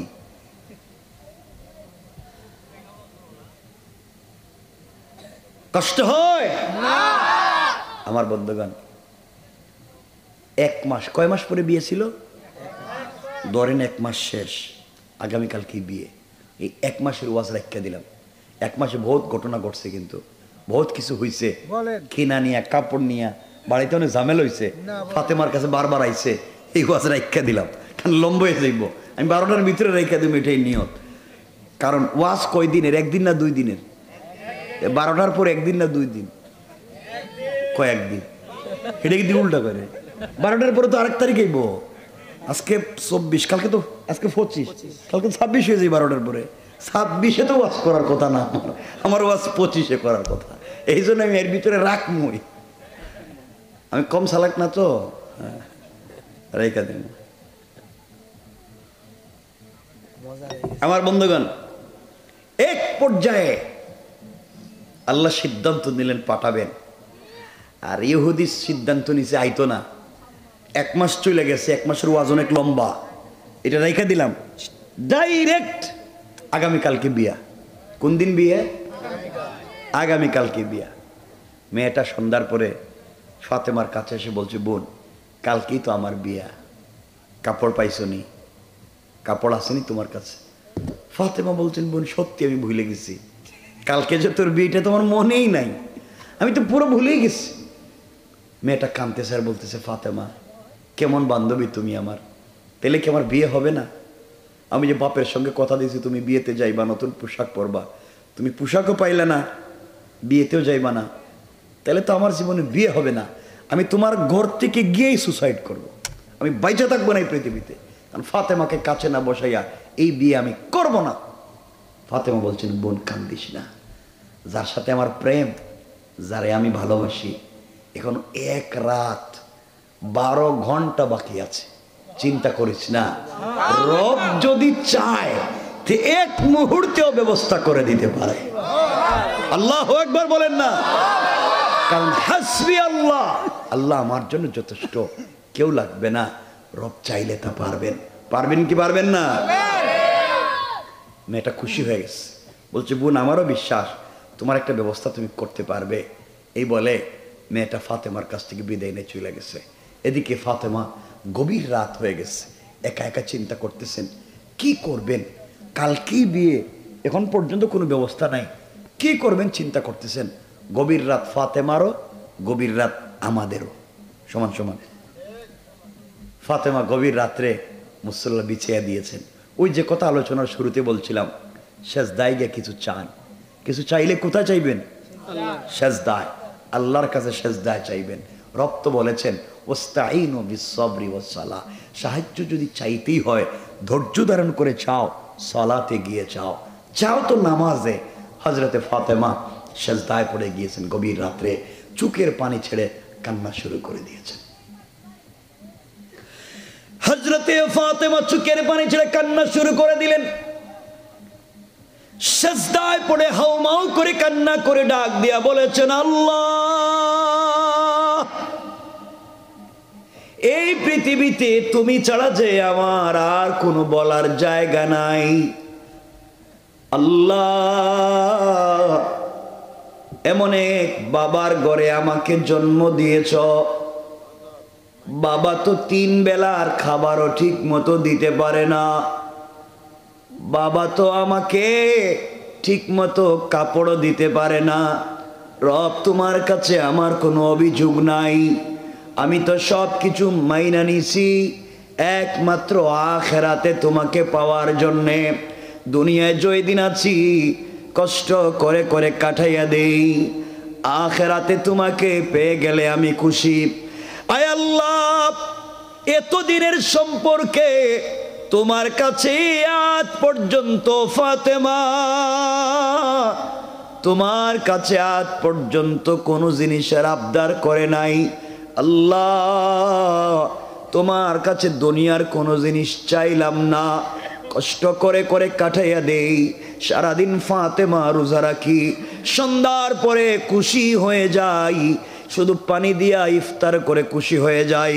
রাত্র হয়ে গেলে নামাজের সাজদায় পড়ে তোমার সঙ্গে যে কথা বলতে মজা লাগে, আল্লাহ আমি যখন সূরা ফাতিহা তিলাওয়াত করি তুমি কিন্তু আমার প্রত্যেকটা কথার জবাব দাও।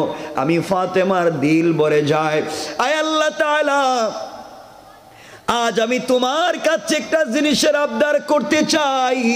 আজকে যদি আমার মায়ের পেটের একটা ভাই থাকতো, আমি বোন হিসাবে ভাইয়ের কাছে কষ্টের কথা বলতাম। আল্লাহ এই পৃথিবীতে আমার একটা মায়ের পেটের ভাই নাই।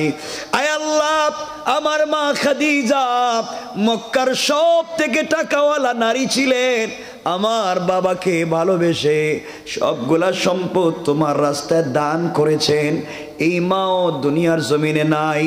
মা থাকলে মায়ের কাছে চাইতাম, মাও নাই, ভাইও নাই, বাবার কাছে বলে কোনো লাভ হবে না। বাবা তো সারা দিন রাত তোমার দিনের জন্যে ছুটে বেড়ায় কষ্ট করে। আয় আল্লাহ, গভীর রজনীতে তোমার কাছে একটা জিনিসের আবদার করতে চাই। এটা ফাতেমার চাহিদা পুরানোর জন্যে না, ফাতেমার শারীরিক সৌন্দর্য বাড়াবার জন্যে না, ফাতেমার চাহিদা পূরণের জন্যে না। আল্লাহ, আমার বাবা দ্বীনের দাওয়াত নিয়া মানুষের বাড়িতে বাড়িতে হাঁচে মাঠে যায়। আমি মেয়ে মানুষ হওয়ার কারণে যেতে পারি না। আজ আমি তোমার কাছে একটা কাপড়ের আবদার করতে চাই। ওই কাপড় পরে ইহুদির মেয়ের বিয়ে বাড়িতে যেতে চাই। আল্লাহ, সৌন্দর্য বাড়িয়ে যাওয়ার জন্য নয়। আয় আল্লাহ তাআলা, তুমি আমাকে যেভাবে হয় একটা কাপড়ের ব্যবস্থা আমাকে করে দাও। ওই কাপড় পরে ইহুদির মেয়ের বিয়ে বাড়িতে যাব। এই বাড়িতে যত মহিলারা জমা হবে সকল মহিলারা যেন আমার কাপড়ের দিকে তাকাইয়া কালিমা পড়ে মুসলমান হয়ে যায়।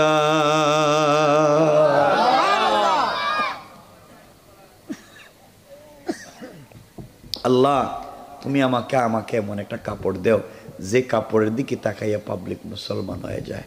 আল্লাহ, তোমার কাছে আর কিছুই চাই না। এইভাবে ফাতেমা কান্না কাটি করতে করতে নামাজ শেষ করে মুসল্লা রাইকা দিছে। গভীর রাত্র, দরজা জানালা বন্ধ। আল্লামা জুলফিকার নকশবন্দি বলেন, ফাতেমা সালাম ফিরাইয়া মুসল্লা রাইখা ঘরের ডাইন কর্নারে তাকাইয়া দেখে চমৎকার দুইটা কাপড়ের প্যাকেট। আল্লাহু আকবার। হযরত ফাতেমা দুইটা কাপড়ের প্যাকেট হাতে নিছেন। কি ব্যাপার? দরজা জানালা বন্ধ, কোত্থেকে আসলো, কে দিয়ে গেল?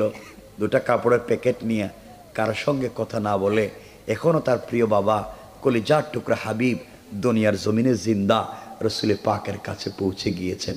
আব্বা জান, সালাত আমি পড়েছি, আল্লাহর কাছে কাপড়ের আবদার করেছি। বাবা, কে রেখে গেল আমি তো জানি না।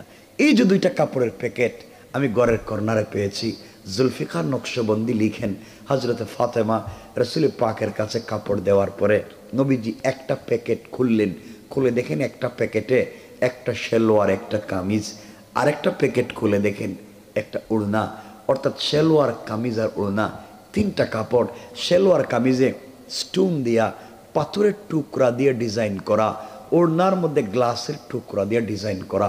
এত চমৎকার ডিজাইন পৃথিবীর কোনো ফ্যাক্টরি ইন্ডাস্ট্রির সঙ্গে ডিজাইন যায় না, কোনো ডিজাইনারের সঙ্গেও যায় না।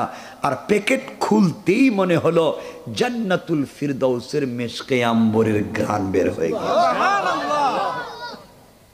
রাসূল ইসলাম প্যাকেটগুলা দেখতেছেন, কাপড়গুলা দেখতেছেন, এত চমৎকার কাপড়, কে দিয়ে গেল? ও ফাতেমা, কোথায় কে দিয়ে গেল? তুমি কি দেখো নাই? ফাতেমাও চিন্তা করতেছেন, বাবা আমি তো জানি না, কাপড় তো তিনটা, কে দিয়ে গেল বলতে পারি না। আল্লাহর রাসূল এভাবে কথা বলতেছেন। হঠাৎ শুনেন ঘরের দরজায় দাঁড়াইয়া কে সালাম দেয়।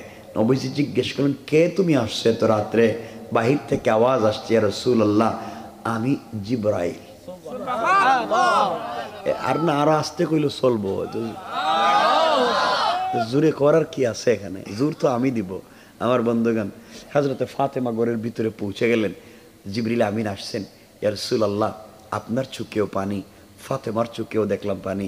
ইয়া রাসূলুল্লাহ কান্নার কিছুই নেই, এটা ভালোবাসার কান্না। আজকে কাঁদবেন খুশির কান্না। ফাতেমার মা নাই, ফাতেমার একটা ভাই নাই, আপনার ভাঙ্গা ঘরে থেকে খেয়ে না খেয়ে আল্লাহর সঙ্গে এমন ভালোবাসার সম্পর্ক তৈরি করেছে। আমি ছিলাম সিদরাতুল মুনতাহায়, রব আমার ডাক দিয়ে বলছেন, ও জিব্রাইল ওখানে থাকিস না, তাড়াতাড়ি জান্নাতুল ফিরদাউসে যা, আর আমার প্রেমিক ফাতেমার জন্য জান্নাতুল ফিরদাউস থেকে পূর্ণাঙ্গ এক সেট কাপড় নিয়ে হাজির হয়ে যা। ইয়া রাসূলুল্লাহ, আমি তো নিয়ে আসছি, এটা গিফট, ফাতেমাকে দেন, আল্লাহ ভালোবেসে তাকে দিয়েছেন। এটা লম্বা ইতিহাস। আল্লামা জুলফিকার তো অনেক তারিখে ইবনে জারির যা লিখছে তা বললে তো আজকের রাত শেষ, ওয়া শেষ হইতো না।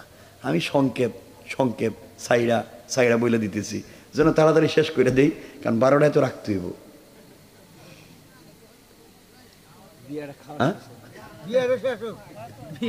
রাত গান আলারা রাত পোয়াই দিতেছে, দেখ ওয়াশ শেষ করে ওখানে যাইবেন গা সবাই। ওয়াশ শেষ হয়ে গেলে ওখানে গিয়ে আমরা বসে থাকুন। হ্যাঁ বিয়ে শেষ করাই দিব, বুঝছি বিয়ে শেষ করাই দিব। আচ্ছা বিয়ে পর্যন্ত শেষ করাই দিব আজকে, দেখি কতটুকু যায়, বেশি যাইতাম না কিন্তু। হ্যাঁ ওয়াজ যেদিন থাকে না এদিনকে সব ফজরের নামাজে যায়, তো ওয়াজে একদিন কি সমস্যা করছে, ফজরের নামাজে যারা যাওয়ার এরা ফজর পর্যন্ত ওয়াজ হইলেও যাইব, আর যারা যাওয়ার না এটা ওয়াজ না হইলেও যাইতো না, ঠিক কিনা বলেন? ওটা জানা আছে আমার, হিডা আমার কইয়েন না আপনারা, এই লাইন শেষ করেই বুঝছি এখানে।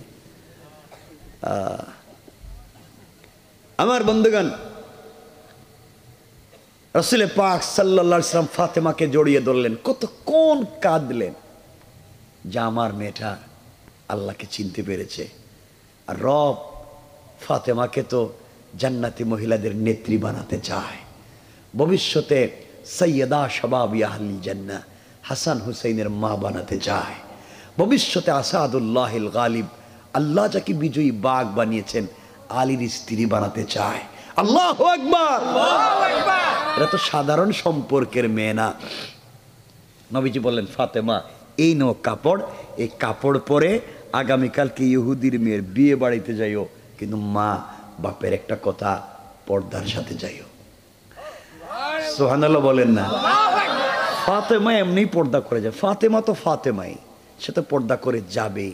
রাসূল এই কথা ফাতেমাকে বলেননি, ফাতেমাকে উপলক্ষ করে আমাদেরকে একটা শিক্ষা দিচ্ছেন। এখানে বহুত বহুত বহুত লম্বা আরেকটা ওয়াজ, এখানে তারিখ ইবনে জারিরে বহুত লম্বা আরেকটা ওয়াজ শুরু করে দিছে, আমরা ওদিকেও যাইতাম না। কারণ রসুল ফাতেমাকে নতুন কাপড় দিয়া পর্দার কথা বললেন কেন? সহজ করে বলে দিই, কারণ নারীরা যেই দিন নতুন কাপড় পরে, যেদিন হিল জুতা, যেদিন লিপস্টিক লাগায়, যেদিন একবারে আশকারা মাস্কারা লাগায়, যেদিন একটু স্মার্ট হইয়া এক্সট্রা অর্ডিনারি করে ফেসের মধ্যে বডির মধ্যে, ওই দিন কিন্তু আর পর্দা করে না। এই জন্য রসুল বললেন নতুন পোশাক পরছে একটু পর্দা করো, কারণ মহিলারা নতুন পোশাক যেদিন পরে ওদিন কিন্তু পর্দা করে না।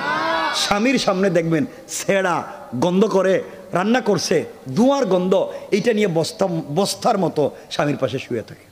আর যেদিন দুলাভাই আইব, অথবা মার্কেটে যাইব, অথবা বিয়ে শাদিতে যাইব, সব থেকে দামি কাপড়টা বাইর করে যায়। কথা বলেন না কেন? ওই দিন তোমার কে দেখতো? তোমার সৌন্দর্য তো স্বামী দেখবে। এখন যে একবার ফিটফাট হয়ে যাইতেছো, কারে দেখাইতা?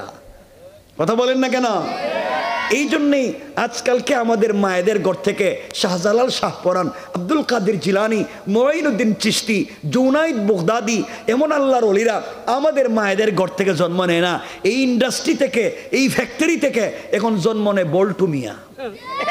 কথা কন না কেন? ভালো মানুষ আর আসতে চায় না, কারণ খারাপ হয়ে গেছে ফ্যাক্টরি, ইন্ডাস্ট্রি নাই।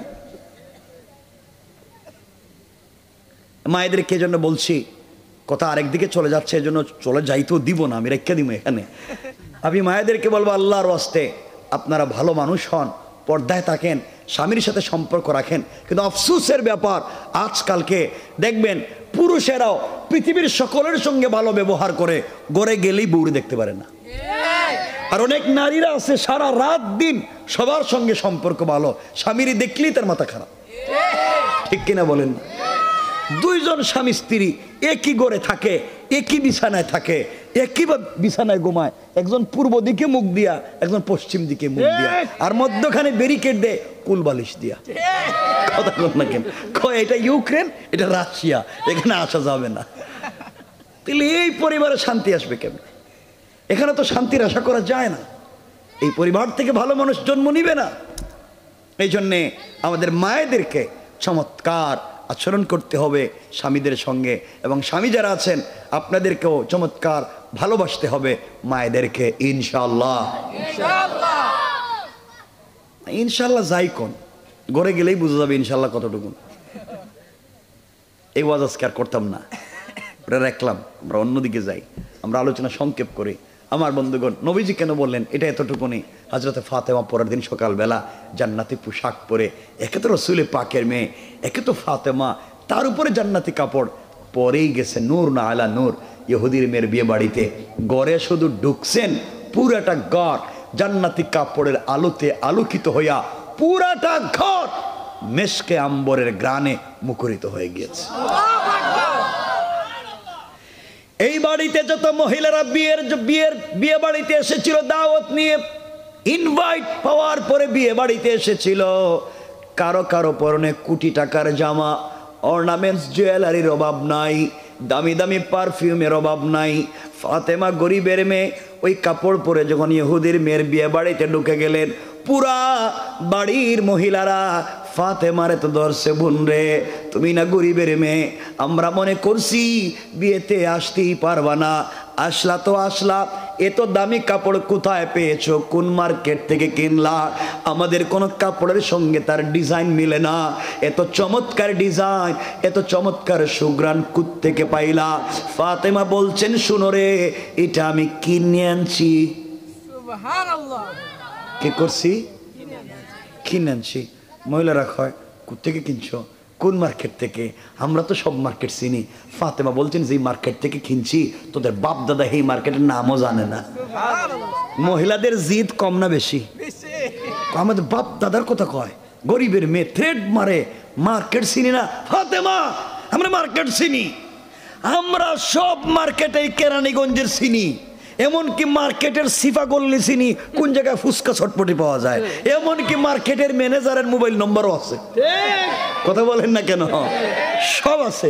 স্বামীর নাম্বার, স্বামীর কাছে দোকানের মালিকের নাম্বার নাই, বউর মোবাইল আছে। আমরা তো খারাপের জম।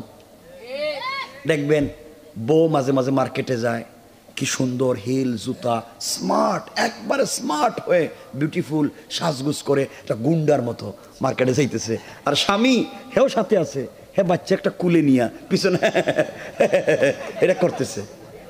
কথা বলেন না কেন? এটাই হ্যাঁ করতে আছে, আর বউ তো যাইতেছে সামনে, হ্যাঁ ডরে কিছু কয় না। এগুলোই চলতে আছে সমাজে। আমি সব কথা বলতেছি না আমার বন্ধুগণ। যাই হোক, মেয়ে বলতেছে, মেয়েরা বলতেছে, ফাতেমা কোন মার্কেট থেকে কিনছো? আমরা তো সব মার্কেট চিনি। ফাতেমা বলছেন, তোমরা যে মার্কেটগুলো চিনো, এটা না একটা স্মার্ট, চমৎকার একটা মার্কেট, এখানে যে কেউ যাইতে পারে না, এটা আমি কিনে আনছি। আর তোমরা কি করবা? এ কাপড় কিনবা নাকি? তোমাদের বাপ দাদা 14 গোষ্ঠী সম্পত্তি বিক্রি করলেও এই কাপড় কিনা দূরের কথা, কাপড়ে যে পাথরের টুকরা দিয়ে ডিজাইন, এই ডিজাইন একটা পাথর কিনতে পারবা না। মহিলাদের তো মাথা গরম, দরকার হলে কিডনি বিক্রি করুন, দরকার হলে বাপ দাদার সম্পত্তি বিক্রি করুন, এই কাপড় লাগবে। যেই মেয়ের বিয়ে হওয়ার কথা, ওই মেয়ে তার বাপের কাছে গিয়ে বলছে, আব্বা তুমি না বলছিলে ফাতেমা আসতে পারবে না, কাপড় নাই। এমন কাপড় পরছে মনে হইতেছে আমারে যেটা আপনি কিনে দিচ্ছেন সেইটা দিয়ে তার ফাতেমার তো জুতা মুছা যাইব। বাবা আমি পরিষ্কার বইলা দিলাম, ফাতেমার মতো কাপড় যদি আপনি আমারে না দেন, আমি কিন্তু আজকে বিয়া করতাম না। লাগছে নি পেস? এখন বিয়া কেমনে করাইতাম এটা কোন? এখন তো বিয়া মুশকিল, এই কাপড় লাগবো বিয়া করতে।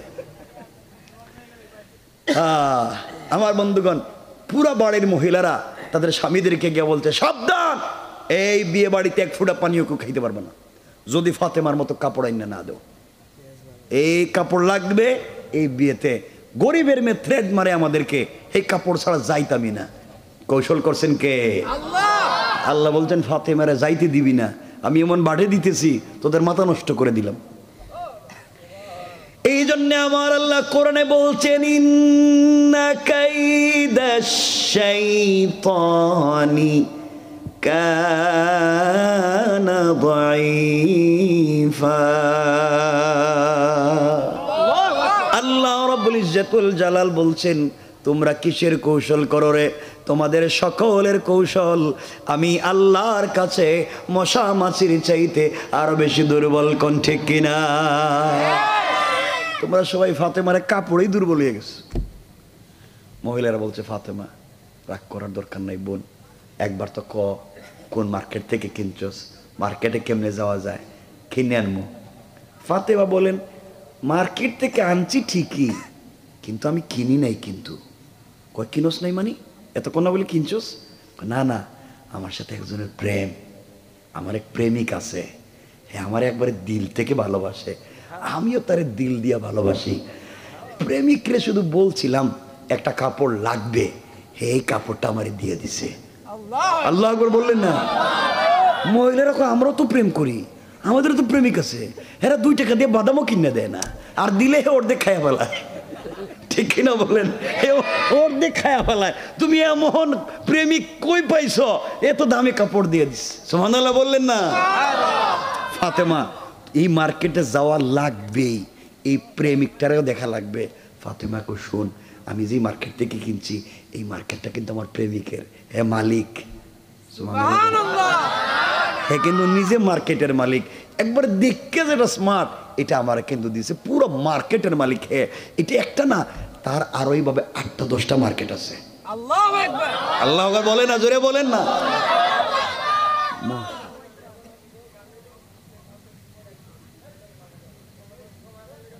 আমার বন্ধুগণ আমার দিকে তাকান, আল্লাহ জানে এটা আবার কোন জিনিস হয়েছে। আমার দিকে তাকান, এটা ও আচ্ছা তাকান আমার ভাইরা। 12টা তো হয়ে গেছে ভাই, আমি 12টা কইছি না?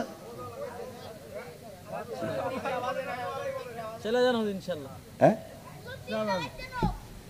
12টা কিন্তু হয়ে গেছে, এখন কিন্তু কথা শোনেন, কয়েক মিনিট কথা বলবো, কেউ রাগ করতে পারবেন না, কেউ উল্টাপাল্টা বলতে পারবেন না, যেখানে রাখবো রেখে দিব। 12টার পরে কোনো ওয়াজ চলবেই না। ওয়াজ করতেছি, কথা শুনতেছি, রাখতেছি, যেখানে রাখা দিব কোনো ওয়াজ নাই।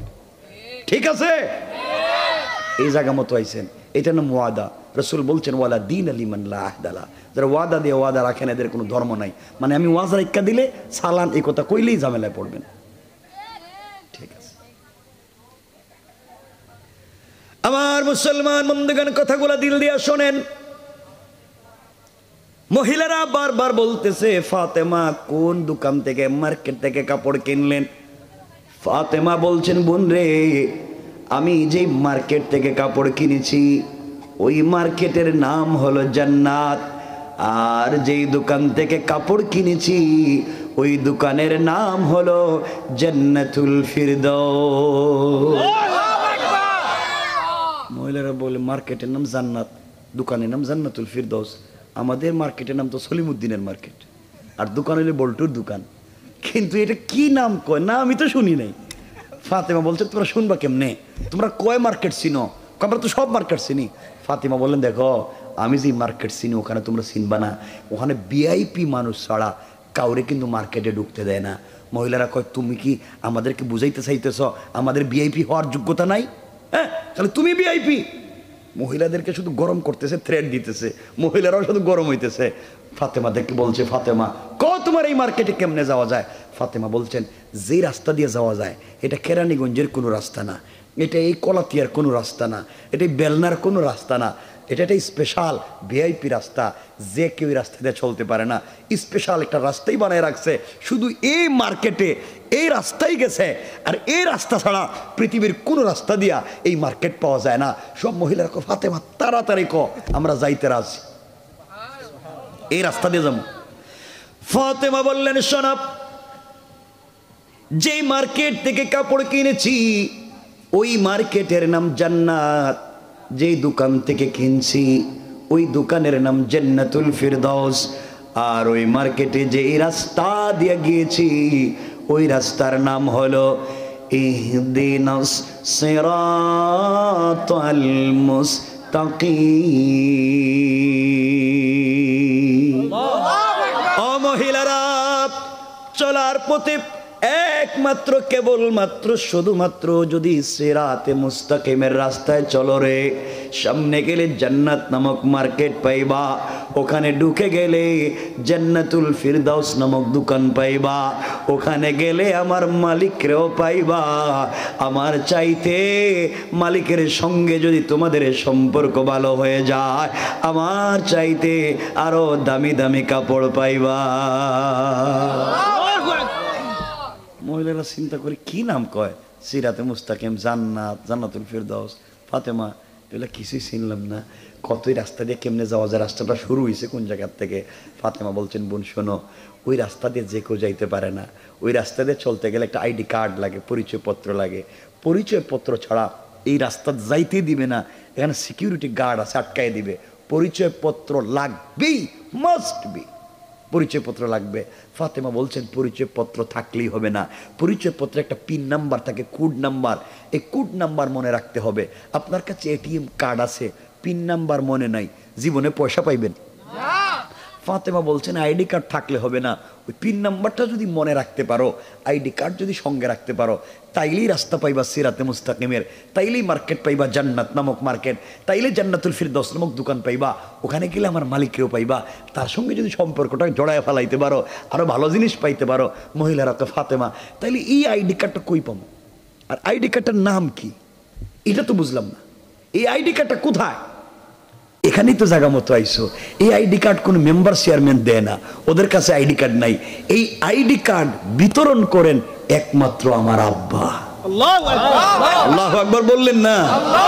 আমার বাপ তুই আইডি কার্ডই দেয়, আমার বাপ তুই পিন নাম্বারই দেয়, আমার বাপ তুই সিরাত নামক রাস্তার কথাই কয়, আমার বাপ তো জান্নাতের নাম কয়, আমার বাপ তো জান্নাতুল ফিরদাউসের কথা কয়, আমার বাপ তুই প্রেমিকের সঙ্গে সম্পর্ক করানোর কথা কয়। কিন্তু তোমরা আমার বাপরে দেখতে পারো না, তোদের বাপ দাদারা আমার বাপরে দেখতে পারে না। আমার বাপ তো এই পথেরই কথা কয়। মহিলারা কয় ফাতেমা, তাহলে আর কিচ্ছু চাই না, আমরাও তোর বাপের কাছে যাইতে চাই, এই আইডি কার্ড নিয়ে আমরাও তোর মালিকের সঙ্গে দেখা করতে চাই। আল্লাহু আকবার, তো আসতে বললেন, দরকার হইলে সব বাদ দিমু। ফাতেমা বলছেন দেখো, ওই আইডি কার্ড যদি সঙ্গে রাখো, হয়তো স্বামী স্ত্রীর সম্পর্ক চলে যেতে পারে, মা বাপ তোদেরকে খারাপ বলতে পারে, এত কিছু নিয়ে এই আইডি কার্ড নেওয়ার দরকার কি? মহিলারা বলছে ফাতেমা, তুমি গরিবের মেয়ে হওয়ার পরেও মালিক যদি এত বড় মালিক সম্পর্ক করে তোমাকে এত জিনিস দিতে পারে, আমরা ধনীর মেয়ে, আমরা কেন পিছনে থাকবো? আমরাও তোমার সঙ্গে ওই জায়গায় যাইতে চাই। বলো না এই আইডি কার্ডটা কি, পিন নাম্বারটা কি? ফাতেমা বললেন শোনো, ওই আইডি কার্ডের নাম হলো ইসলাম। ইসলাম নামক আইডি কার্ড যদি সঙ্গে রাখতে পারো রে, ইসলাম নামক পরিচয় পত্র যদি সঙ্গে রাখতে পারো, পিন নাম্বার হলো লা ইলাহা ইল্লাল্লাহু মুহাম্মাদুর রাসূলুল্লাহ। ও মহিলারা, ইসলাম নামক আইডি কার্ড ধারণ করে লা ইলাহা ইল্লাল্লাহ নামক পিন নাম্বার যদি মনে প্রাণে ধারণ করতে পারো রে, সামনে গেলে সিরাতে মুস্তাকিমের রাস্তা পাইবা, আরো সামনে গেলে জান্নাত নামক মার্কেট পাইবা, ওখানে ঢুকলে পরে জান্নাতুল ফিরদাউস নামক দোকান পাইবা, ওখানে গেলে মালিকরেও পাইবা, মালিকের সঙ্গে সম্পর্ক ভালো হলে আরো ভালো জিনিস পাইবা। মহিলারা ডাক দিয়া বলছে ফাতেমা, আর দেরি করতে চাই না, কার সঙ্গে সম্পর্ক থাকলো, কার সঙ্গে সম্পর্ক গেল জানতে চাই না। তুমি যদি গরিবের মেয়ে হয়ে তোমার বাবার শিক্ষা নেয়া এত দূর পর্যন্ত যেতে পারো, আজকের মতো চমৎকার কাপড়ের মালিক হতে পারো, মালিক যদি এমন ভালোবাসতে পারে তোমাকে, আমরা কেন পিছে থাকবো? আমরা বাপ দাদার কথায় পিছে থাকতে চাই না। তুমি হাত লম্বা করে দাও, এই মুহূর্তে তোমার হাতে হাত রেখে আমরাও কালিমা পড়ে মুসলমান হয়ে যেতে চাই। এই কথা বলে তারিখে ইবনে জারির তাবারিতে লিখে, কেউ বলছেন 350 জন মহিলা, কেউ বলছেন 472 জন মহিলা একসাথে ফাতেমার কাপড়ের দিকে তাকাইয়া কালিমা পড়ে মুসলমান হয়ে যায়। সবাই মুসলমান হয়ে গেছে। এখন চিন্তা করেন, ফাতেমা বলছিলেন হাসবি আল্লাহ, আল্লাহ আমার জন্য যথেষ্ট। আল্লাহ তাকে কি পরিমাণ দিছে। ফাতেমা এখন চিন্তা করেন, এই বাড়ির সব মহিলারা মুসলমান হয়ে গেছে, সব মহিলারা যে মেয়ের বিয়ে হবে সেও মুসলমান হয়ে গেছে। এখন এই ছেলের সঙ্গে এই মেয়ের বিয়ে হবে কি হবে না, কারণ ছেলে অমুসলিম, মেয়ে মুসলিম হয়ে গিয়েছে। এই বাড়ির সব মহিলারা মুসলমান হয়ে গেছে, পুরুষদের সঙ্গে এই মহিলাদের কি গ্যাঞ্জাম তৈরি হইলো, কেমনে এই জায়গাটার সমাধান হইল? পুরুষেরা কি করলো, মহিলারা কি করলো? হযরতে ফাতেমা এই কাপড় নিয়ে বাড়ি পর্যন্ত সুস্থভাবে কেমনে ফিরে আসলেন? আর বর্তমানে এই কাপড়টা কই আছে? সব ওয়াজ রাইখা দিলাম, করতাম না, না আর কইতাম না, সবার উঠে গেছে।